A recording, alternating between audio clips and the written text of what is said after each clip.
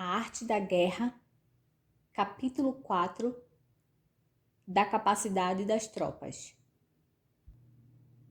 Sun Tzu disse: antigamente, aqueles que eram experientes na arte dos combates nunca entravam em guerras que previam que não conseguiriam terminar com honra.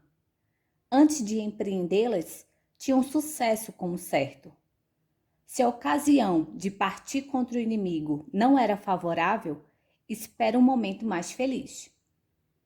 Tinham por princípio que só podiam ser derrotados por culpa própria e que só eram vitoriosos pela culpa dos inimigos. Assim, os generais hábeis sabiam com antecipação o que deveriam temer ou o que tinham a esperar. Avançavam ou recuavam a campanha, iniciavam batalhas ou se retraíam segundo os lampejos que tinham, tanto sobre o estado de suas tropas como sobre as tropas do inimigo. Se acreditassem serem mais fortes, não temiam o combate e atacavam primeiro. Por outro lado, se viam que eram mais frágeis, recuavam e ficavam na defensiva. A arte de se manter na defensiva não é incompatível com a de combater com sucesso. Aqueles que quiserem ter sucesso defensivo devem penetrar até o centro da terra. Aqueles, ao contrário, que querem brilhar ofensivamente, devem se elevar até o nono céu. Sua própria conservação é o objetivo principal que devemos propor nos dois casos. Saiba a arte de vencer como aqueles que forneceram a mesma carreira com honra. Isso é precisamente o que deve visar. Querer prevalecer sobre tudo e procurar refinar os assuntos militares é arriscar não se igualar aos grandes mestres, é se expor a ficar infinitamente abaixo deles. Pois aqui o que está abaixo de bom não é bom. Conquistar vitórias por meios de combate foi sempre encarado pelo universo como uma coisa boa, mas ouso dizer-lhe que aquilo que está além do bom é com frequência pior do que o ruim. Os quadrúpedes não precisam ter uma força extraordinária para, no fim do outono, renovar os pelos que seus corpos derrubam todo dia. Não é necessário ter olhos muito penetrantes para descobrir os astros que nos iluminam. Não é necessário ter um ouvido muito delicado para ouvir o trovão quando ruge com ardor. Não há nada mais natural, sábio e simples do que isso. Os guerreiros habilidosos não encontram mais dificuldades nas batalhas. Eles planejaram tudo, afastaram todos os inconvenientes, sabem a situação dos inimigos, conhecem suas forças e não ignoram o que podem fazer e até onde pode ir.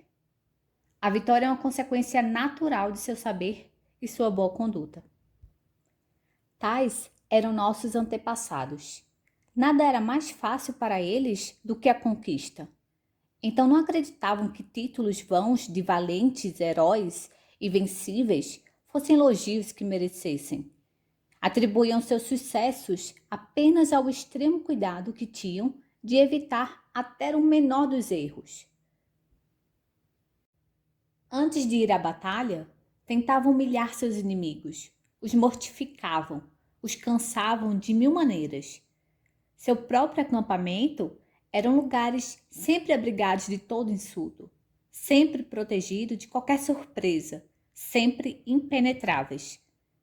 Estes generais acreditavam que, para vencer, era necessário que as tropas pedissem pelo combate com ardor, e estavam convencidos de que quando as mesmas tropas procuravam vitória avidamente, normalmente eram derrotadas.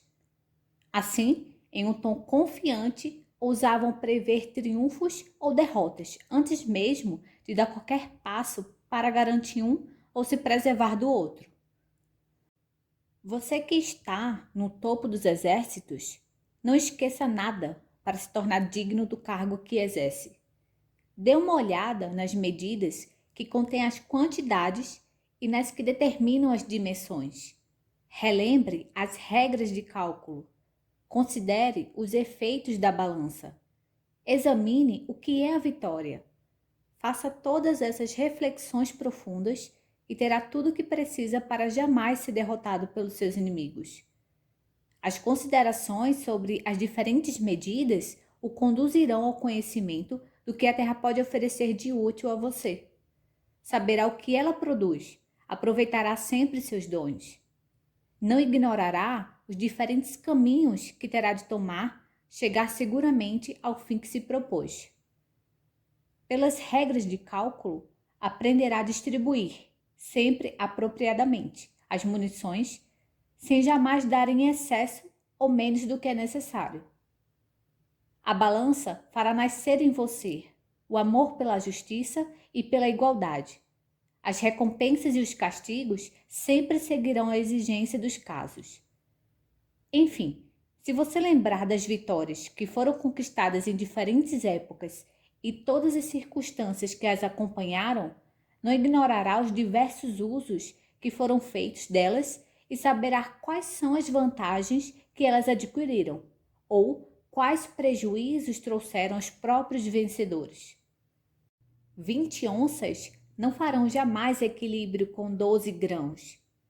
Se esses dois pesos forem colocados separadamente em dois pratos da mesma balança, as onças elevarão os grãos, quase sem obstáculos da parte deles. Seja para seus inimigos o que as onças são para os grãos. Após uma primeira vantagem, não vá dormir e nem queira dar às suas tropas um repouso fora de época. Empurre seu ponto com a mesma rapidez com que uma correnteza se precipita de 1000 toesas de altura. Que seu inimigo não tenha tempo para se reconhecer. Não pense em recolher os frutos de sua vitória sem que a completa derrota de seu inimigo o permita fazê-lo com calma e tranquilidade. Capítulo 5 da habilidade para gerenciar as tropas.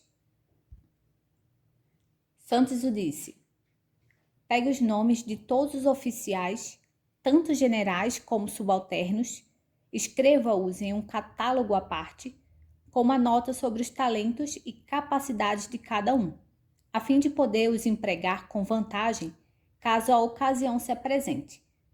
Assim, todos os seus comandados serão persuadidos de que sua principal preocupação é preservá-lo de qualquer perigo. As tropas que forem avançar contra o inimigo devem ser como as pedras que lançaria contra ovos. De você ao inimigo, só deve haver a diferença entre forte e fraco, entre o vazio e o cheio. Ataque descoberto, mas seja derrotado em segredo. Em poucas palavras, esta é a habilidade e toda a perfeição do gerenciamento de tropas. Os dias longos e as trevas, o aparente e o secreto, aqui está toda a arte. Aqueles que a possuem são comparáveis ao céu e à terra, cujas operações sempre têm efeito. São parecidos com rios e mares, cujas águas jamais secam. Se fossem atirados à escuridão da morte, poderiam retornar à vida, como o sol e a lua. Eles têm um tempo em que é necessário se revelar e aquele em que é necessário desaparecer. Como as 4 estações, eles têm a variedades que lhes convém. Como as 5 notas musicais, como as 5 cores, como os 5 gostos, podem seguir até o infinito. Pois, quem já ouviu todas as melodias que podem resultar das diferentes combinações de notas musicais? Quem já viu tudo que pode surgir das diferentes nuances de cores? Quem já saboreou tudo que os diferentes gostos e temperos podem oferecer de agradável ou picante? Entretanto, só existem 5 cores e 5 tipos de gostos. Na arte militar e na boa gestão das tropas, só há, em geral, 2 tipos de coisas: aqueles que são feitas em segredo e aquelas que são feitas abertamente. Mas na prática, é uma cadeia de operações cujo término não conhecemos. É como uma roda em movimento, que não tem início nem fim. Na arte militar, cada operação particular tem partes que pedem o dia claro e as partes que querem as trevas do segredo. Não é possível atribuí-las por vontade própria, somente as circunstâncias podem revelar e determinar. Usamos grandes blocos de rochas para conter camas de água rápidas e usamos redes finas e delicadas para capturar passarinhos. Porém, as águas podem quebrar as barragens depois de miná-las pouco a pouco, e os pássaros quebram as correntes que os prendem se debatendo. Não importa quão boas ou quão sábias podem ser as precauções a tomar. Não cesse nem por um momento de ficar em guarda. Cuide de tudo. Pense em tudo. Que um segurança presunçosa nunca se aproxime de você ou do seu acampamento. Possuem verdadeiramente a arte de gerenciar bem as tropas aqueles que têm sabido e que sabem fazer a sua potência ser formidável, que têm adquirido uma autoridade ilimitada, que não se deixam abater por nenhum evento, por mais desagradável que seja, que não fazem nada precipitadamente, que conduzem, mesmo quando são surpreendidos, com sangue frio, que normalmente têm nas ações bem pensadas e nos casos previstos com bastante antecedência, que agem sempre em tudo o que fazem com aquela prontidão, que é quase todo fruto da habilidade combinada com uma grande experiência. A força desse tipo de guerreiro é como aquela dos grandes arcos, que não podem ser curvados sem a ajuda de uma máquina. Sua autoridade tem o efeito das terríveis armas que lançamos com os arcos assim curvados. Tudo se quebra sob seus golpes, tudo se revira. Tal como uma esfera que apresenta uma igualdade perfeita entre todos os pontos da superfície, eles são igualmente fortes em tudo.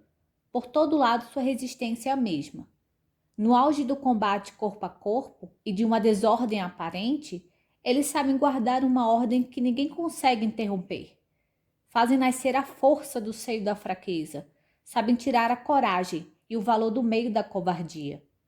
Mas saber guardar uma ordem maravilhosa em meio da desordem não é possível sem anteriormente fazer profundas reflexões sobre todos os eventos que podem ocorrer. Fazer nascer a força do seio da fraqueza pertence apenas àqueles que têm o poder absoluto e autoridade sem fronteiras. Saber tirar a coragem e o valor do meio da covardia é ser você mesmo um herói, ser mais que herói, é estar acima dos mais intrépidos. Por maior ou mais maravilhoso que tudo isso possa parecer, exige algo mais daqueles que gerenciam as tropas, que é a arte de fazer o inimigo se mover de acordo com a sua vontade. Aqueles que possuem essa arte admirável dispõem da capacidade de seu povo e do exército que comandam, de sorte que fazem vir o inimigo sempre que julgarem apropriado. Sabem dar generosamente quando convém, e fazem isso até para aqueles que querem derrotar. Eles dão ao inimigo e o inimigo recebe. Eles o abandonam e o inimigo perde. Estão prontos para tudo, lucram com todas as circunstâncias. Não dependem completamente daqueles que empregam, como se não escolheriam outros para serem seus supervisores. Não contam tanto com as próprias forças como usam outros meios que creem poder ser úteis. Vê os homens contra os quais devem combater, como pedras ou pedaços de madeira que seriam encarregados de rolar do alto para baixo. A pedra e a madeira não se movem por natureza própria. Se estão em repouso, não saem dele por iniciativa própria, mas seguem o movimento que neles é impresso. Se forem quadrados, param rápido. Se forem redondos, rodam até encontrar uma resistência mais forte do que a força que lhes foi aplicada. Você que comanda os exércitos, faça de modo que o inimigo fique entre suas mãos como uma pedra redonda que você faria rolar de uma montanha de 1000 toesas de altura. É assim que reconhecerão que você tem o poder e a autoridade e que é verdadeiramente digno do posto que ocupa. Capítulo 6. Do cheio e do vazio. Santos disse: Uma das coisas mais essenciais que deverá fazer antes do combate é escolher bem o lugar de seu acampamento. Para isso, é necessário usar de diligência. Não deve se deixar surpreender pelo inimigo. É necessário estar acampado antes que ele tenha tempo de reconhecê-lo, antes mesmo que possa tomar conhecimento de sua marcha. A menor negligência desse tipo pode lhe causar as últimas consequências. Em geral, só há desvantagens em acampar depois dos outros. Aquele que é responsável por conduzir um exército não deve confiar nos outros para uma escolha de tamanha importância. Deve fazer mais ainda. Se ele é realmente hábil, poderá dispor à vontade do próprio acampamento e de todas as marchas de seu inimigo. Um grande general não espera que o façam ir. Ele deve saber fazer com que venham até ele. Se fizer de modo que o inimigo se encontre voluntariamente nos lugares onde você quer que ele vá, faça de modo que também elimine para ele todas as dificuldades.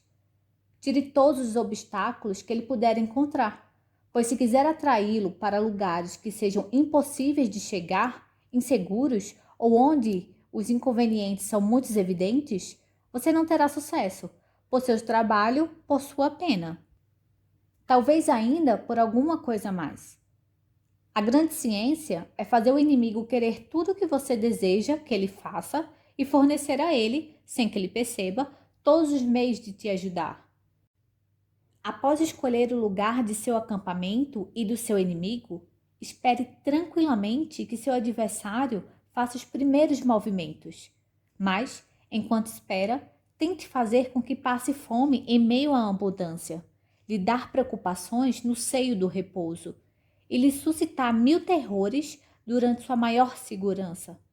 Se, depois de ter esperado por muito tempo, não vê o inimigo disposto a sair de seu acampamento, saia você mesmo do seu.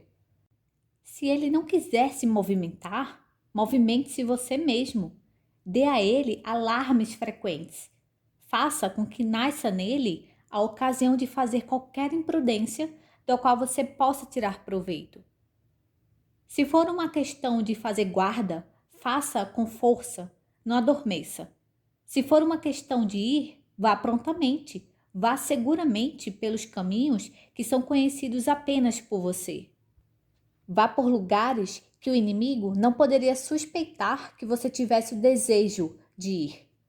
Saia de repente de onde ele não espera e caia sobre ele quando ele menos espera.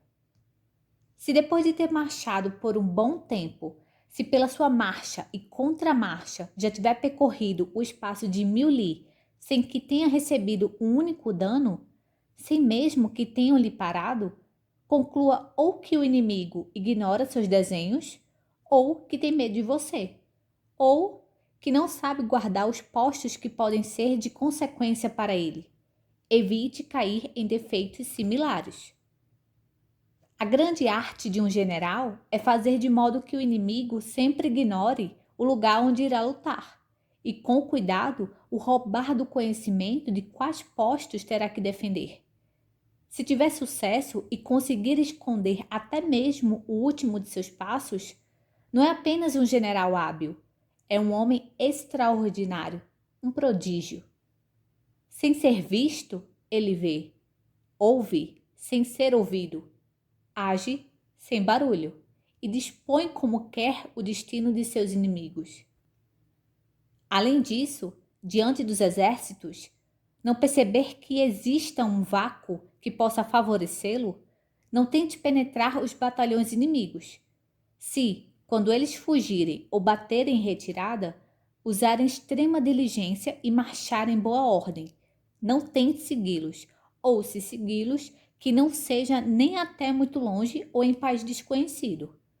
Se quando desejar lutar, os inimigos continuarem em seus abrigos, não vá atacá-los, principalmente se tiverem boa defesa, se tiverem fossas largas e muralhas elevadas como cobertura.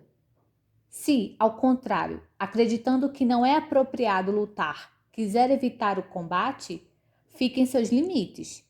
Tenha suporte para a defesa e faça algumas saídas úteis. Faça com que o inimigo se canse Espere até que fiquem ou em desordem ou com uma grande impressão de segurança para então sair e destruí-los com sua vantagem.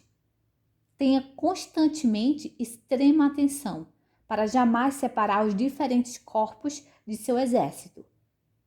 Faça com que possam sempre sabiamente apoiar uns aos outros e, ao contrário, faça com que o inimigo se divida o máximo possível.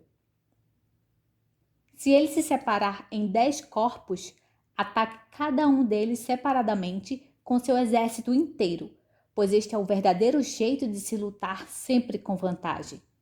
Dessa forma, mesmo que seu exército seja pequeno, a vantagem numérica estará sempre do seu lado. Ora, se todas as coisas forem iguais, a vitória é declarada comumente para o maior número. Que o inimigo não saiba jamais como você tem a intenção de combater, nem a maneira que você se preparar para atacar ou se defender. Se ele ignorar completamente, fará grandes preparativos, tentará se fortalecer por todos os lados, dividirá suas forças, e é justamente essa que será sua perdição.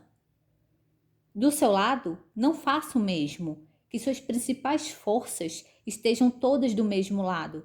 Se quiser atacar de frente, coloque todas na frente de suas tropas, tudo que tiver de melhor. É raro se resistir a um primeiro esforço, como o contrário é difícil se levantar quando se começar por baixo. O exemplo dos bravos é o suficiente para encorajar os mais covardes. Estes sabem seguir sem dificuldade o caminho que lhes for mostrado, mas não sabem eles mesmos o abrir. Se quiser que sigam à esquerda, vire todos os seus preparativos para aquele lado. Coloque à direita o que tiver de mais fraco. Se quiser vencer pela direita, em que estejam também à direita suas melhores tropas e toda a sua atenção. Isso não é tudo. Como é essencial que conheça a fundo o lugar onde deve combater. Não é menos importante que seja instruído sobre o dia, a hora e mesmo o momento do combate. É uma questão de cálculo que não deve negligenciar. Se o inimigo estiver longe de você, saiba dia por dia o caminho que ele fará. Siga passo a passo, embora aparentemente continue imóvel em seu acampamento. Veja tudo o que ele faz, mesmo que seus olhos não possam encolher. Ouça todos os discursos, mesmo que seja fora do seu alcance de sua voz. Testemunhe toda a sua conduta. Entre nas profundezas de sua alma para ler seus medos e suas esperanças. Plenamente instruído de todos os seus desenhos, de todas as suas marchas, de todos os seus atos, você o fará chegar cada dia onde você quer que ele chegue. Neste caso, você o obrigará a acampar de maneira que, à frente de seu exército, não possa receber a ajuda daqueles que estão no fim, que a ala direita não possa ajudar a ala esquerda, e você o combaterá assim no lugar e no tempo que mais lhe convém. Antes do dia terminado para a batalha, não fique nem muito longe, nem muito perto do inimigo.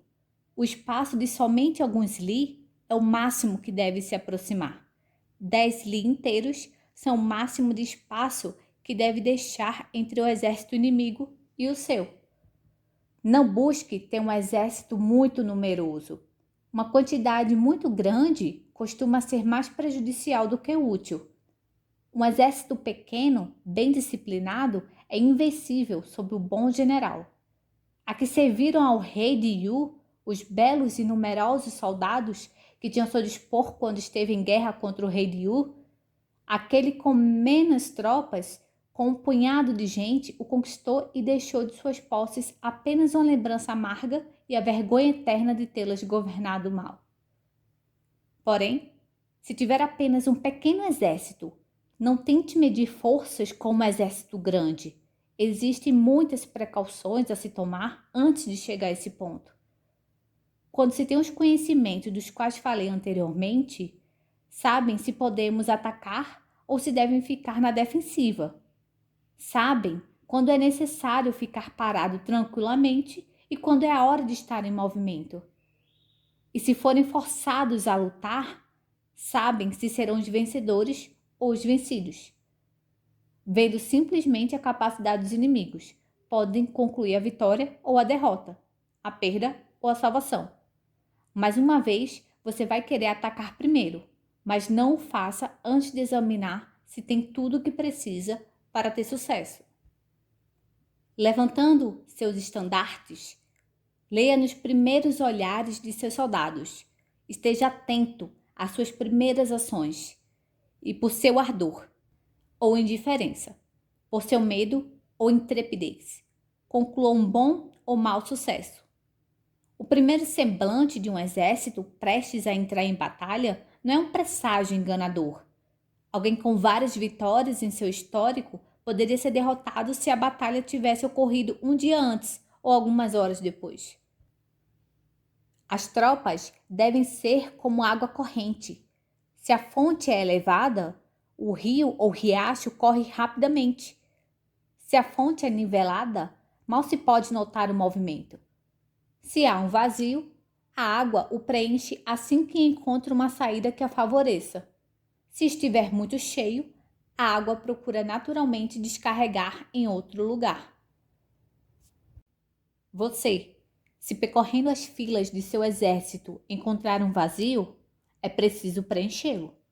Se encontrar o superabundante, é preciso diminuí-lo. Se vir que está muito alto, abaixo. Se estiver muito baixo, eleve-o. A água em seu curso sabe a situação do terreno no qual ela corre. Da mesma forma que seu exército seja organizado conforme o lugar que ele ocupa.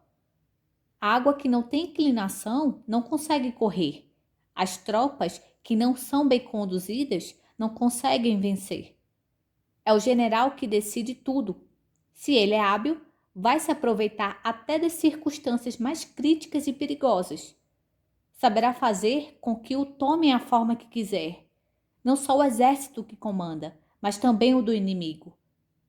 As tropas, quaisquer que sejam, não têm qualidades constantes que a fazem invencíveis. Os piores soldados podem mudar para melhor e se tornar, pouco a pouco, excelentes guerreiros. Conduza-se conforme este princípio. Não deixe escapar nenhuma ocasião quando achar favorável. Os 5 elementos não se encontram e nem são sempre igualmente puros. As 4 estações não se sucedem da mesma maneira todo ano. O nascer e pôr do sol não são constantemente no mesmo ponto do horizonte. A lua não é sempre igualmente brilhante. Um exército bem conduzido e bem disciplinado imita todas essas variedades.